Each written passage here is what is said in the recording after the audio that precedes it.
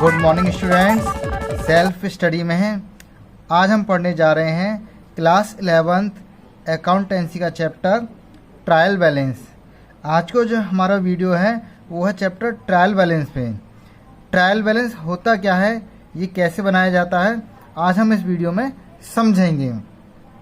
तो बच्चों, हमें जर्नल बनाना आता है। जर्नल के बाद जो हमारा नेक्स्ट स्टेप होता है, यानी हम सबसे पहले जब ट्रांजेक्शन करते हैं तो उसको जर्नल में रिकॉर्ड करते हैं। जर्नल में रिकॉर्ड करने के बाद जो हमारा नेक्स्ट स्टेप होता है वो लेजर प्रिपेयर करने का होता है।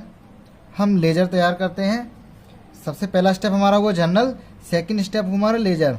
तो ये है हमारा next third step trial balance. Trial balance में हमने क्या करना है कि हमने लेजर में जितने भी अकाउंट्स मेंटेन किए हैं, यानी हमने जो फेयर वर्क किया है, जितने भी डिफरेंट टाइप्स के हमने अकाउंट मेंटेन किए हैं, उनका कैलकुलेशन चेक करना, ये ट्रायल बैलेंस का मेन पर्पज है। ये एक स्टेटमेंट है जो ये शो करता है कि हमने लेजर में जितने भी अकाउंट्स मेंटेन किए हैं उनकी मैथमेटिकल कैलकुलेशन एकदम करेक्ट है, यानी कि मैथमेटिकल कोई भी एरर नहीं है। तो ट्रायल बैलेंस का जो मेन पर्पज है वो केवल मैथमेटिकल कैलकुलेशन चेक करना है, इसके अलावा और भी कोई इसका यूज नहीं है।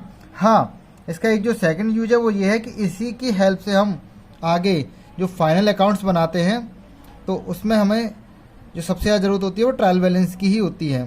तो फाइनल अकाउंट्स बनाने के लिए ये बेस है, बिना इसकी हेल्प के हम फाइनल अकाउंट्स नहीं बना सकते हैं। तो चलिए दोस्तों, तो आज हम सीखते हैं ट्रायल बैलेंस कैसे बनाया जाता है। तो सबसे पहले मैं आपको इसका फॉर्मेट बता दूं। फॉर्मेट क्या है, तो आप सबसे पहले इसका फॉर्मेट देखें। ये इसका फॉर्मेट है, सिंपल सा फॉर्मेट है। 3 कॉलम हमें यहाँ डिजाइन करने हैं। नेम ऑफ अकाउंट्स या पर्टिकुलर हम लिख सकते हैं। एक कॉलम है डेबिट का, दूसरा कॉलम है यहाँ क्रेडिट का। यहाँ मैंने, तो आपको याद है जनरल एंट्री में हम सारी असेट्स को डेबिट करते हैं। तो देखो, मैंने यहाँ कुछ असेट्स के नाम लिखे हुए हैं, ये सारी असेट्स के नाम है, आप नोट डाउन कर सकते हैं। Land and building, freehold property, leasehold property, furniture and fittings, plant and machinery, equipment, motor vehicle, investment, computers, livestock, opening stock, patent, copyright, softwares, trademarks, cash in hand, cash at bank, bills receivable, sundry debtors या book debts, accrued incomes and prepaid expenses. तो assets are debited, ये आपको general entry में बताया गया था। All assets are debited, तो सारी असेट्स को हमने डेबिट में लिखा है। आपको टिक नहीं लगाना है। यहाँ जो टिक शो कर रहा है, ये राइट का जो निशान सिंबल आपको नजर आ रहा है, यहाँ आपको वैल्यू पुट करनी है। अगर सिंबल डेबिट में है तो डेबिट में आपको लिखना है, क्रेडिट में तो क्रेडिट में लिखना है। नेक्स्ट हम देखेंगे, नीचे मैंने लिखा हुआ है एक्सपेंसेस, कैरेज इनवर्ड और आउटवर्ड, फ्रेट इनवर्ड, आउटवर्ड या इन आउट, एक ही मीनिंग है, कुछ भी लिखा आ जाए, इनवर्ड आ जाए या इन आ जाए, मीनिंग एक ही है। तो ये एक्सपेंसेज है, ये भी आपको जनरल में बताया गया था कि ऑल एक्सपेंसेज आर डेबिटेड। तो हमने एक्सपेंसेज को डेबिट किया हुआ है। आगे हम और एक्सपेंसेज देखते हैं। Printing and stationery, postage and telegram, repair, selling expenses, rent, rates and taxes, advertisement, salaries, wages, insurance, lighting, power, bank charges, import duty, dock dues, trade expenses, charity, donation, discount allowed and bad debts. ये कुछ examples हैं बच्चों, ये सारे नाम नहीं हैं, नाम की कोई लिमिट नहीं है। तो मैंने आपको कुछ एग्जाम्पल्स दिए हैं। देखो, सारे एक्सपेंसेज मैंने यहाँ डेबिट किए हुए हैं। अब हम चलते हैं लायबिलिटीज की तरफ। तो ये हमें पता है लायबिलिटी, सारी लायबिलिटी जो है क्रेडिट होती हैं और लायबिलिटीज आर क्रेडिटेड। तो देखिए यहाँ capital, reserve, profit and loss, bank loan, mortgage payable, sundry creditor, bills payable, book, bank overdraft, provident fund, security deposit, outstanding expenses, income received in advance, advance from customer. तो ये सब हमारे loan है, liabilities हैं। तो मैंने इनको credit किया हुआ, बाय मिस्टेक ये डेबिट में लिखी होती तो क्रॉस कर दिया मैंने।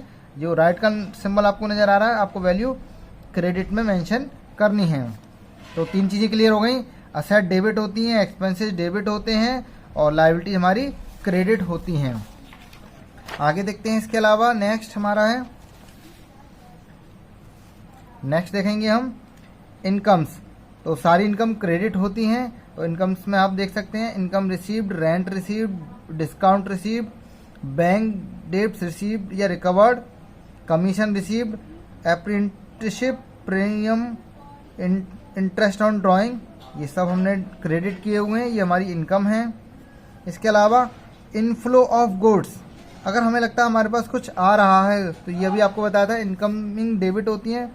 तो गुड्स हमारे पास आ रहा है तो गुड्स हमारी एसेट्स होती है, इसे परचेज के नाम से शो करते हैं। सेल्स रिटर्न, गुड्स लौट कर आता है तो हमारे पास असेट्स आ रही है, दोनों को डेबिट करेंगे। फिक्टिशियस असेट्स, कुछ ऐसी असेट्स होती है जिन्हें हम देख नहीं सकते लेकिन ये हमारी असेट्स होती हैं, ये आपको बताया गया था फिक्टिशियस असेट्स। तो इसमें है प्रीलिमिनरी असेट्स या एक्सपेंसेस भी कहते हैं इसे हम। डिस्काउंट ऑन शेयर्स या debentures, underwriting commission, advertisement, suspense account, तो ये सब हमारे डेबिट हैं, ये सब हमारी असेट्स हैं। इनफ्लो ऑफ गुड्स, इसका अपोजिट हो गया आउटफ्लो ऑफ गुड्स, अगर हमारे पास से गुड्स जा रहा है तो सेल क्रेडिट है, दूसरे शब्दों में तो सेल हमारी इनकम भी है। परचेज रिटर्न, जो हमने गुड्स परचेज किया था उसको लौटा दिया तो हमारा पैसा वापस आएगा, तो ये दोनों हमारी इनकम है इसलिए इनको क्रेडिट किया गया है। ये आप नाम याद रखें, वैसे भी परचेज डेबिट होती है, सेल क्रेडिट होती है, परचेज रिटर्न हमारा क्रेडिट होता है, सेल्स रिटर्न हमारा डेबिट होता है। कुछ प्रोविजन फॉर एक्सपेंसेज, एक्सपेंसेज के लिए हम प्रोविजन बनाते हैं तो ये जितनी प्रोविजन है ये हमारी सब लाइबिलिटीज होती हैं, तो दैट्स वाई इनको क्रेडिट किया गया है। Provision for repairs, provision for doubtful debts, provision for discount on debtors, provision for accumulated depreciation. तो बच्चों आपने यहाँ देखा कि असेट्स और एक्सपेंसेस को डेबिट किया गया है, इनकम और लायबिलिटीज को यहाँ क्रेडिट किया गया है। और हम एक भी चीज़ और ध्यान रख सकते हैं, अगर हमें प्रॉफिट है तो क्रेडिट होगा, लॉस है तो डेबिट होगा। तो मैं आपको बता दूं, ध्यान रखने वाली बात यह है कि ट्रायल बैलेंस का जो हम बैलेंस है ऑलवेज इक्वल आएगा, दोनों साइड हमेशा बराबर आएंगी, डेबिट और क्रेडिट, क्योंकि हमारी पूरी अकाउंट जो है डबल एंट्री सिस्टम पर बेस्ड है, इसलिए डेबिट और क्रेडिट हमेशा ही बराबर आते हैं। लेकिन इनकेस अगर ये दोनों साइड बराबर नहीं आ रही लेकिन और हमारे सारे आइटम एकदम करेक्ट हैं, उस कंडीशन में हमें क्या करना है तो ध्यान रखेंगे। अगर हमारी डेबिट साइड कम है तो हमें गुडविल के नाम से बैलेंस, हमें दोनों साइड का डिफरेंस निकालना है। डेबिट और क्रेडिट का जो भी डिफरेंस होगा हमें वो डिफरेंस किस नाम से लिखना है। अगर डेबिट साइड कम है तो गुडविल के नाम से लिखेंगे, क्रेडिट साइड कम है तो उसे कैपिटल के नाम से लिखेंगे। लेकिन इनकेस ऐसा होता है कि डेबिट साइड कम है और गुडविल ऑलरेडी क्वेश्चन में दिया हुआ है, या क्रेडिट साइड कम है लेकिन ऑलरेडी कैपिटल क्वेश्चन के अंदर है, तो उस केस में हमें फिर सस्पेंस वर्ड का यूज करना है। सपोज अगर हमारी क्रेडिट साइड ज़्यादा है तो हमें बैलेंस को डेबिट में लिखना है, तो डेबिट में हम पहले लिखेंगे गुडविल के नाम से, लेकिन गुडविल अगर अवेलेबल है तो हमें सस्पेंस अकाउंट का यूज करना होगा। इसी का अगर हम उल्टा करें कि अगर हमारी डेबिट साइड ज़्यादा क्रेडिट कम है तो हमें बैलेंस लिखना हो क्रेडिट साइड में, तो पहले हम लिखेंगे कैपिटल के नाम से, लेकिन अगर कैपिटल ऑलरेडी क्वेश्चन के अंदर मौजूद है तो हमें वहाँ लिखना होगा सस्पेंस अकाउंट। मैं दोबारा ध्यान दिला दूँ, आपको नज़र नहीं आया हुआ स्क्रीन में, कि अगर हमारी डेबिट और क्रेडिट दोनों साइड बराबर, हमेशा वैसे तो बराबर ही आएंगी, लेकिन इनकेस अगर दोनों साइड बराबर नहीं आती हैं तो उस केस में आपको क्या करना है, दोनों साइड का डिफरेंस निकालना है, और जो भी साइड हमारी कम होगी हम उस साइड उस बैलेंस को मेंशन करेंगे। अब सपोज करो कि अगर हमारी क्रेडिट साइड ज़्यादा है, डेबिट कम है, तो हम बैलेंस को लिखेंगे डेबिट साइड में। अगर हमारी डेबिट साइड ज़्यादा है और क्रेडिट कम है तो हम बैलेंस को लिखेंगे क्रेडिट साइड में। अब बात आती है हम किस नाम का यूज करेंगे, तो डेबिट में हम नाम यूज करेंगे गुडविल और क्रेडिट में नाम हम यूज करेंगे कैपिटल। लेकिन बाई चांस अगर हमें गुडविल ऑलरेडी दिया हुआ है तो हम गुडविल को रिप्लेस कर देंगे सस्पेंस अकाउंट से, यानी हम गुडविल नाम ना लिखकर सस्पेंस लिखेंगे। इसी तरीके से अगर हम क्रेडिट में लिखने जा रहे हैं तो पहले हमें देखना होगा कैपिटल के नाम से लिखना होगा, लेकिन अगर क्वेश्चन में कैपिटल अवेलेबल है तो हम सस्पेंस के नाम से लिखेंगे। तो बच्चों ये है ट्रायल बैलेंस का फॉर्मेट। अब हम इसे क्वेश्चन के थ्रू समझेंगे। तो देखिए यहाँ मैंने आपको क्वेश्चन नोट कर दिया है, आप क्वेश्चन को समझ सकते हैं, मैंने फॉर्मेट भी बनाया हुआ है। तो सिंपल फॉर्मेट है, नेम ऑफ अकाउंट्स या पर्टिकुलर भी आप लिख सकते हैं। LF का हमें कोई यूज नहीं है, पर हमें बेंच अकाउंट बनाते समय इसको बनाना है, डेबिट एंड क्रेडिट। क्वेश्चन है आपको आपकी स्क्रीन पर नजर आ रहा है, देखिए। From the following information of Ram brothers, Ram brothers की आपको कुछ इन्फॉर्मेशन दी गई है 31 मार्च 2018 को। प्रिपेयर ट्रायल बैलेंस, हमें इससे ट्रायल बैलेंस बनाना है। ट्रायल बैलेंस की इन्फॉर्मेशन हमें नीचे दी गई है। तो देखिए ये सारी इन्फॉर्मेशन दी गई है, ये सारे अकाउंट्स का बैलेंस है। जैसे परचेज अकाउंट का बैलेंस है यहाँ 1,10,000, तो लेजर में जो अकाउंट बनाया हुआ है ये उसका बैलेंस है। तो सभी अकाउंट्स का ये बैलेंस हमें दिया गया है। तो देखो अब हम इसे में कैसे मेंशन करेंगे। तो सबसे पहले हम टॉप पे लिखेंगे अकाउंट्स का नाम ट्रायल बैलेंस। ये किस डेट को बनाया जा रहा है, हम वो डेट यहाँ मेंशन करेंगे, मिडिल में लिखना है हमें एज ऑन 31 मार्च 2018। ओके दोस्तों, तो सबसे पहला हमारा काम है, हमें कुछ भी नहीं करना, हम इन्हें जितने भी हमारे पास नेम है इन सब अकाउंट्स को यहाँ मेंशन करना है। तो सबसे पहले मैं अकाउंट्स के नाम लिख लेता हूँ। यहाँ पे हमारा पहला अकाउंट है परचेज, दूसरा है स्टॉक, तीसरा है सेल्स, नेक्स्ट है हमारा कैरेज, इसके बाद है हमारा कैश, देन फर्नीचर, इसके बाद है डेप्रीशिएशन, इसके बाद है हमारा next drawing, then return outward, इसके बाद आता है हमारा return inward, next discount allowed, then cash at bank. हमें सारे ही नाम यहाँ मेंशन करने हैं, आपको ध्यान रखना है। Bad debts, debtors, creditors,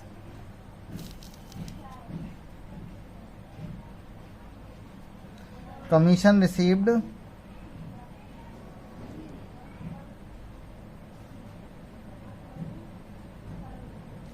and capital. तो दोस्तों देखो मैंने यहाँ सभी अकाउंट्स के नेम नोट कर दिए हैं। अब हमें इनको डेबिट में लिखना है या क्रेडिट में लिखना है ये समझेंगे। हम फॉर्मेट को याद भी कर सकते हैं, अदरवाइज हमें सबसे पहले जो हमें याद रखना है मैंने आपको पहले ही बता दिया है, ध्यान देंगे आप। डेबिट में क्या क्या आएगा, असेट्स एंड एक्सपेंसेस। क्रेडिट में हमारा क्या आएगा, लायबिलिटीज एंड इनकम्स। होंगे बच्चों, तो ध्यान रखना है।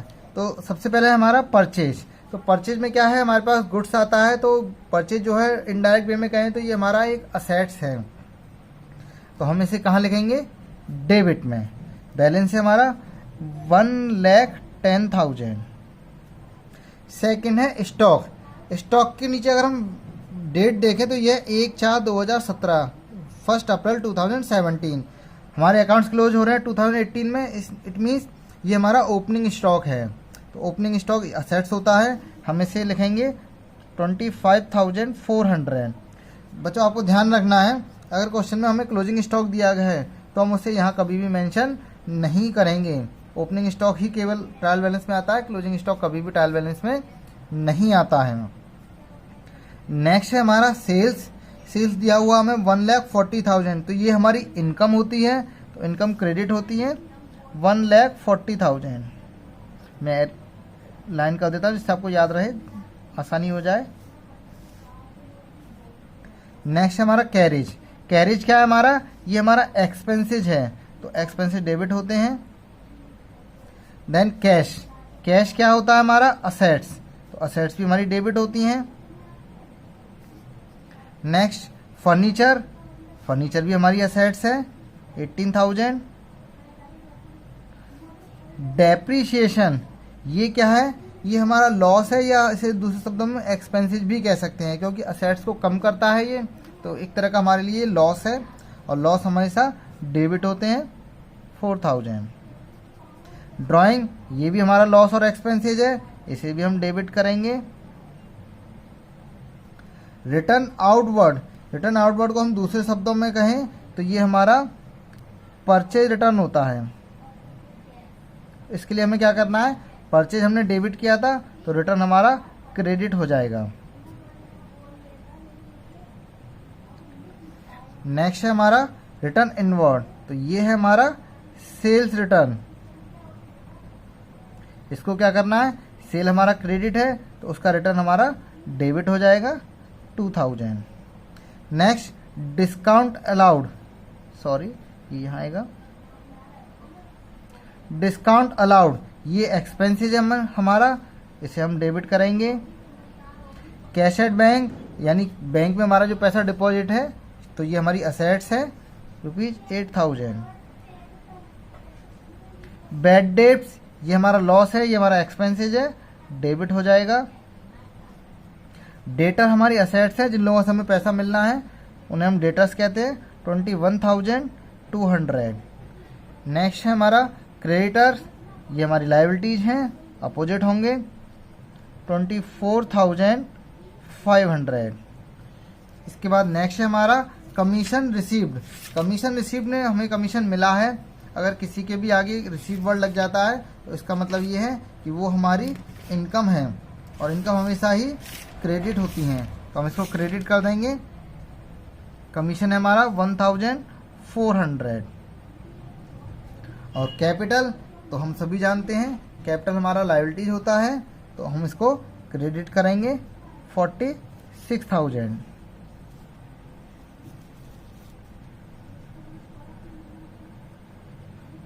तो बच्चों इस तरह से हमें इस अकाउंट को बनाना है, सॉरी अकाउंट नहीं, इसे हम स्टेटमेंट कहते हैं। तो ये है हमारा ट्रायल बैलेंस। अभी हमें क्या करना है, दोनों साइड का टोटल करना है और देखते हैं हमारा टोटल कितना आता है। अगर हम टोटल करें तो ये हो गया हमारा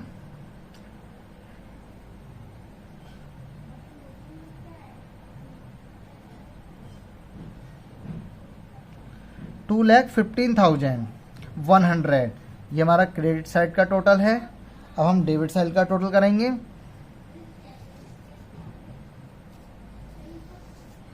जीरो,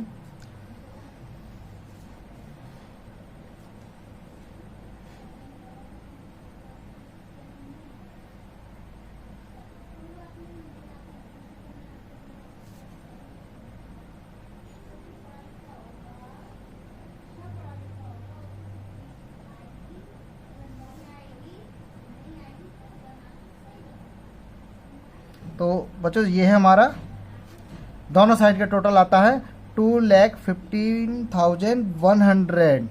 तो ये ऑटोमेटिकली ही इक्वल आएगा। अगर ये ऑटोमेटिकली इक्वल नहीं आता है तो हमारा जो स्टेटमेंट है ये गलत है। ये ऑलवेज इक्वल आएगा अपने आप, हमें इसे इक्वल करना नहीं होगा, ये ऑटोमेटिकली इक्वल आएगा। तो बच्चों ये है ट्रायल बैलेंस, इस तरह से बनाया जाता है ट्रायल बैलेंस। तो मुझे पूरी उम्मीद है कि आपको आज ट्रायल बैलेंस बनाना आ गया होगा। बहुत आसान है, ये हमारी 11th क्लास की बुक में सबसे आसान जो चैप्टर्स हैं उसमें से एक है। इसी की हेल्प से हम फाइनल अकाउंट्स बनाते हैं। तो आज आपको ये क्लियर हो गया होगा कि इसे कैसे बनाया जाता है। जल्दी मिलते हैं बच्चों हम नेक्स्ट वीडियो के साथ। Bye bye everyone. लेकिन हाँ, कमेंट्स बॉक्स में आप लिखना ना भूलें, हमें क्या सुझाव दे सकते हैं आप अपनी तरफ से, हमें ज़्यादा से ज़्यादा सुझाव दें जिससे हम और बेटरमेंट लेकर आ सकें। धन्यवाद दोस्तों।